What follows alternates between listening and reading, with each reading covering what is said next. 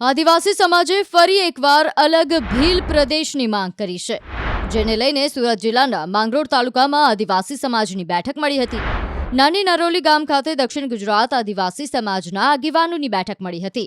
સંયુક્ત આદિવાસી સમાજના મોરચા દ્વારા બેઠક યોજાઈ, જેમાં આદિવાસી સમાજ સાથે અન્યાય થતો હોવાના આક્ષેપ કરવામાં આવ્યા. અલગ ભીલ પ્રદેશ માટે આગામી દિવસોમાં કઈ રીતે લડત લડવી એ બાબતે રણનીતિ ઘડી હતી. બેઠકમાં મોટી સંખ્યામાં આદિવાસી સમાજના આગેવાનો ઉપસ્થિત રહ્યા હતા. હાજર આગેવાનોએ જણાવ્યું કે દિન પ્રતિદિન આદિવાસી સમાજ પર અત્યાચાર થઈ રહ્યો છે. વિકાસના નામે આદિવાસી સમાજનો વિનાશ થઈ રહ્યો છે. આદિવાસીઓની જમીન હડપી લેવામાં આવી છે, જેથી અલગ ભીલ પ્રદેશની માંગ કરી રહ્યા છે. આ બેઠકમાં ડોક્ટર પ્રફુલ્લ વસાવા, રાજ વસાવા, ઉત્તમ વસાવા, દિલીપ વસાવા સહિત દક્ષિણ ગુજરાત આદિવાસી સમાજના અલગ અલગ સંગઠનના આગેવાનો અને આદિવાસી સમાજના યુવકો હાજર રહ્યા હતા.